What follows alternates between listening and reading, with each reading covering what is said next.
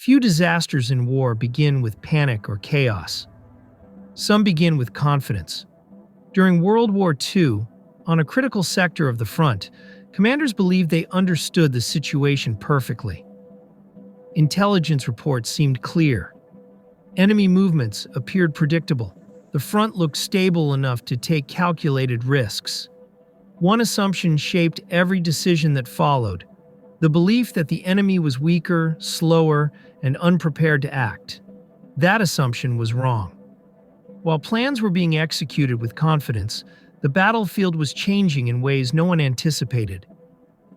Enemy forces were not retreating. They were repositioning. By the time the mistake became obvious, the collapse had already begun. Units lost contact. Supply lines failed. Defensive positions fell apart one by one. What was expected to be a controlled operation turned into a complete breakdown. This is the true story of how one wrong assumption led to the collapse of an entire force, and why the warning signs were ignored until it was too late. At the heart of this story was an assumption that appeared logical, reasonable, and well supported by available information. Commanders believed the enemy was no longer capable of mounting a coordinated response. This belief did not come out of nowhere. In the weeks leading up to the operation, intelligence reports painted a reassuring picture. Enemy units had suffered losses. Their movements appeared disorganized. Intercepted communication suggested confusion rather than coordination. Reconnaissance patrols encountered limited resistance, reinforcing the impression that pressure was working. From headquarters, the front looked stable. Maps showed friendly forces holding key positions. Supply routes remained open. Defensive lines, though stretched, had not yet been breached. Compared to earlier crises, the situation seemed under control. This created confidence. Confidence shaped planning.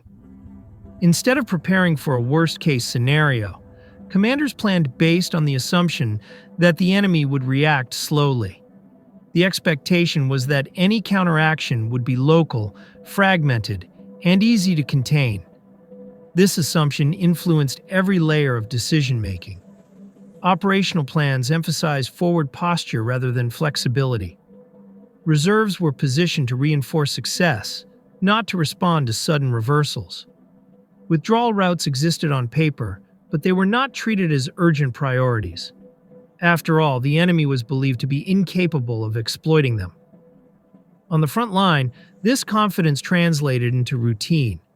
Units maintained their positions. Patrols followed familiar routes.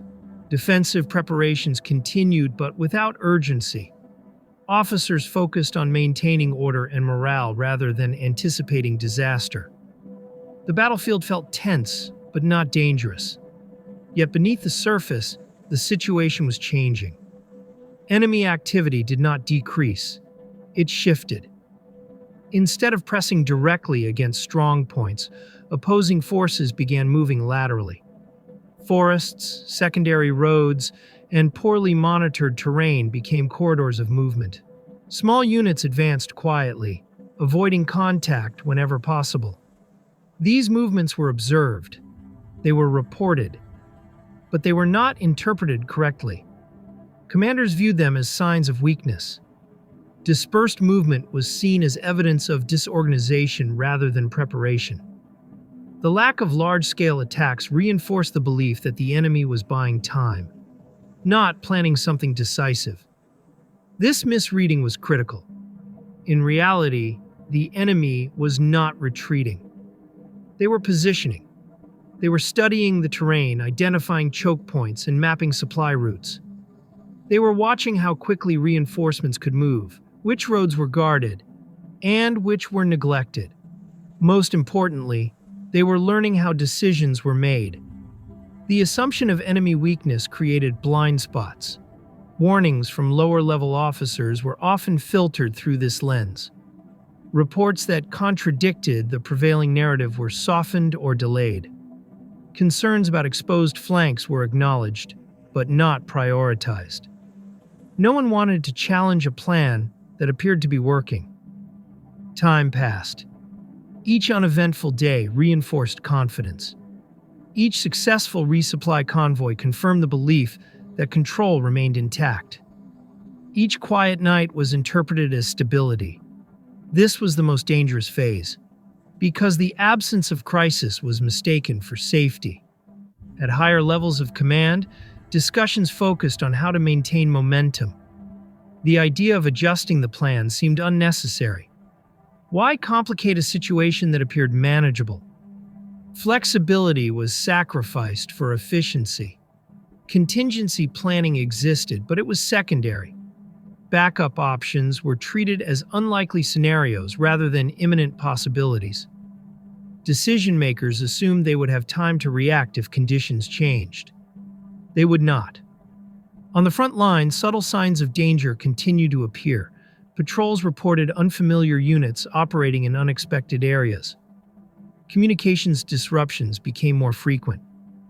Supply movements faced increasing interference. Still, no single event triggered alarm. Each sign, taken alone, seemed manageable. Together they formed a pattern that was overlooked because it did not fit the assumption. The plan moved forward, guided by confidence rather than caution. Resources were committed, units were positioned, orders were drafted based on a battlefield that no longer existed in reality. The assumption had become embedded. By the time doubts began to surface at higher levels, the window for easy adjustment was already narrowing. The enemy had finished repositioning. Routes were being observed. Key terrain was no longer neutral. What commanders believed was a stable front was, in fact, a carefully constructed illusion. And the plan built on that illusion was about to collide with reality. The first cracks in the assumption did not appear suddenly. They appeared quietly. At first, reports from the front became harder to categorize. Enemy activity no longer followed familiar patterns. Instead of direct pressure against defensive positions, movements were detected along secondary routes, forest edges, and rear areas that had previously seen little activity. Individually, these reports did not seem alarming. But together, they told a different story. Reconnaissance patrols began encountering enemy units where none were expected. These units avoided prolonged contact, disengaging quickly and disappearing into terrain that was difficult to monitor.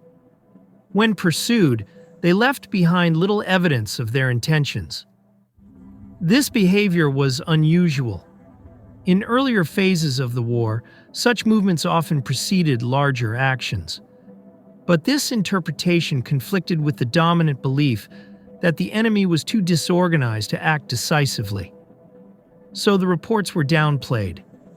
Commanders reassured themselves that these were defensive maneuvers, attempts to slow advances or protect withdrawals. The idea that the enemy was preparing something larger was considered unlikely.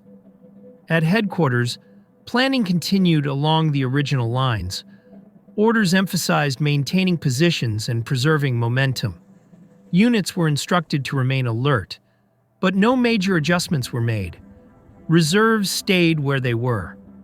Flanks remained thinly protected. Meanwhile, the battlefield continued to evolve. Supply convoys began reporting delays caused by sporadic attacks. Bridges were shelled at irregular intervals. Communication lines were cut and repaired repeatedly. These disruptions were inconvenient, but not yet crippling. Still, they carried a message. The enemy was not acting randomly. They were testing responses. Lower-level officers sensed the shift more clearly. They were closer to the terrain, closer to the pressure, and more exposed to uncertainty. Some requested permission to adjust positions or reinforce vulnerable areas. These requests often stalled in the chain of command. Higher headquarters asked for clarification. Additional confirmation was demanded. By the time responses arrived, conditions had already changed. Time became the enemy. Each delay reinforced the original assumption. The absence of a dramatic breakthrough was interpreted as proof that the enemy lacked capability. This created a dangerous feedback loop. The more warning signs appeared without immediate catastrophe, the more confident command became. But the warning signs were accumulating. Enemy artillery grew more accurate. Fire missions targeted crossroads and supply nodes rather than frontline positions. Reconnaissance flights reported movement deep behind the lines, suggesting coordination rather than chaos. These developments were noted, but they were not acted upon decisively. Commanders hesitated to abandon an assumption that had guided weeks of planning. To do so would mean admitting that previous decisions were based on incomplete or flawed information. It would also require rapid, disruptive changes under pressure. No one wanted to be responsible for that. As a result, adjustments were incremental rather than decisive. Patrols were increased, alerts were issued. Defensive readiness was emphasized in briefings. But the fundamental structure of the plan remained unchanged. The enemy continued to move. They avoided major engagements, conserving strength. Instead, they focused on positioning, securing terrain that controlled movement, observing routes that would be critical in any withdrawal, and identifying weak points in the defensive network. These actions went largely unchallenged. The assumption that the enemy would react slowly shaped every interpretation. Evidence that contradicted it was explained away, minimized, or delayed. This was not negligence, it was human nature. Decision-makers trusted patterns they had seen before. They believed experience would guide them through uncertainty. But the battlefield they were facing was no longer behaving according to familiar rules. By the time senior officers began questioning the assumption openly, the situation had already shifted. Discussions at headquarters became more tense. Language in reports changed subtly.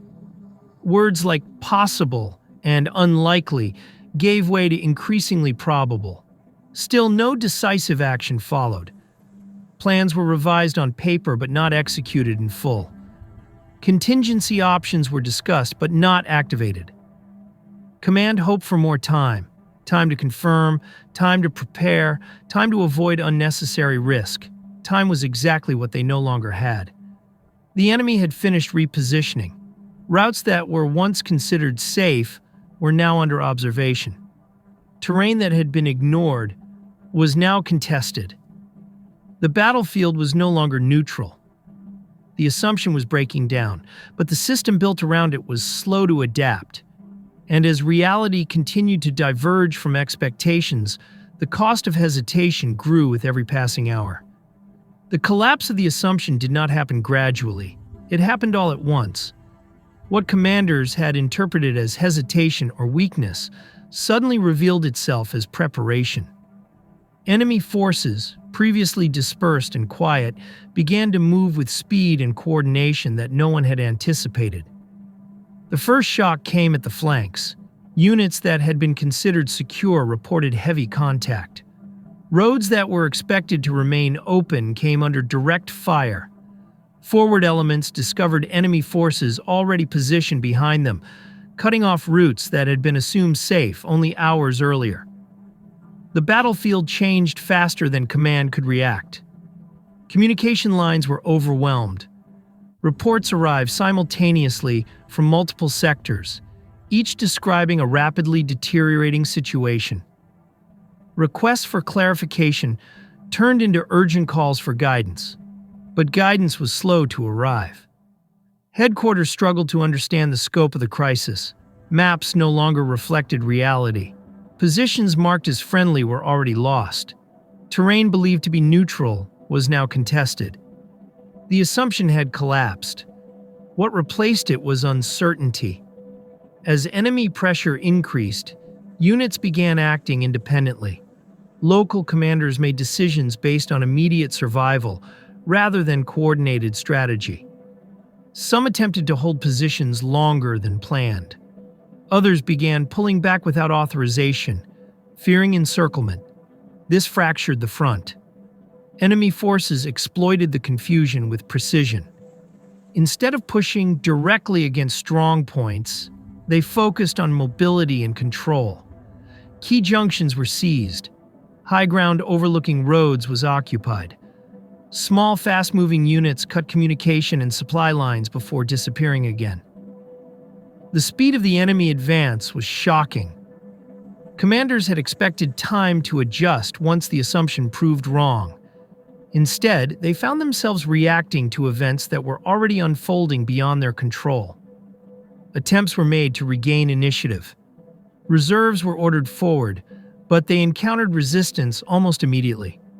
Artillery units struggled to reposition under constant pressure. Air support was requested, but coordination proved difficult amid rapidly shifting front lines. The enemy was not improvising. They were executing a plan. The realization came too late. What had been interpreted as disorganization was, in fact, deliberate dispersion. What had looked like hesitation was careful positioning. The assumption of enemy weakness had blinded decision-makers to signs of preparation. Now the cost was becoming visible. Supply convoys failed to arrive. Fuel shortages immobilized vehicles. Ammunition stocks dwindled. Medical units were overwhelmed as casualties mounted. Morale began to crack. Soldiers, who had been told the situation was under control, now faced attacks from unexpected directions.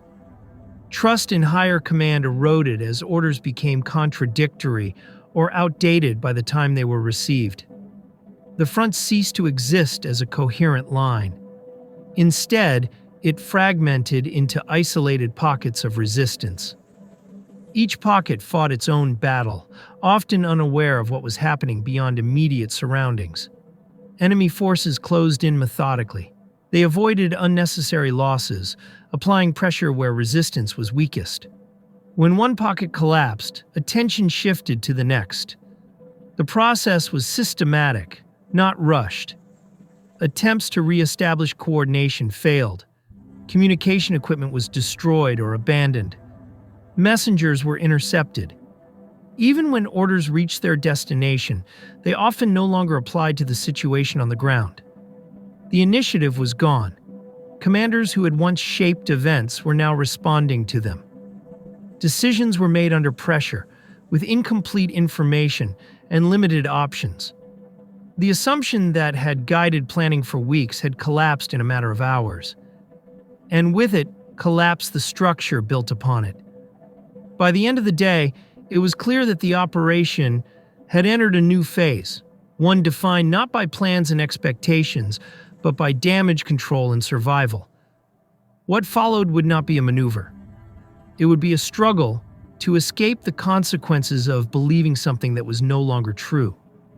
When the fighting finally began to subside, the full cost of the wrong assumption became impossible to ignore. What had once been a structured force with clear objectives was now fragmented beyond recovery. Units that survived did so in isolation, stripped of heavy equipment, short on supplies, and exhausted after days of continuous pressure. Command structures that had appeared solid only a short time earlier had effectively ceased to function. The collapse was not sudden violence alone. It was cumulative failure. Positions that should have been abandoned earlier were held too long. Routes that should have been secured were left exposed. Decisions that depended on time were delayed until time no longer existed. The assumption that the enemy was weaker had shaped everything. It determined where reserves were placed. It influenced how much risk commanders were willing to accept.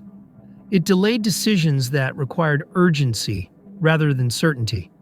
Once that assumption proved false, every decision built upon it began to unravel. For the soldiers on the ground, the consequences were immediate and personal. Many had trusted that higher command understood the broader picture. They followed orders, held positions, and waited for instructions that came too late or no longer applied. When withdrawal became unavoidable, it was chaotic, contested, and deadly. Thousands were killed. Thousands more were captured. Equipment that could not be moved was destroyed or abandoned. Artillery pieces were rendered useless. Vehicles stood silent where fuel ran out or roads were cut. Medical units were overwhelmed, forced to choose between treating the wounded and attempting to escape. For higher command, the aftermath was marked by painful reassessment. On paper, the plan had been logical. Intelligence had appeared reliable. The enemy's earlier behavior seemed to support the assumption. Yet the reality of modern warfare had once again proven unforgiving. Assumptions age quickly. What is true today may be dangerous tomorrow. The enemy had not been weaker. They had been patient. They had adapted to predictable thinking and exploited it with precision. Rather than reacting to pressure, they had used it to conceal preparation. This episode reinforced a lesson that would echo throughout the war. Information does not speak for itself. It must be questioned. It must be challenged. And it must be interpreted with humility. Confidence based on incomplete understanding is not strength. It is vulnerability. The wrong assumption did not merely cost territory or momentum.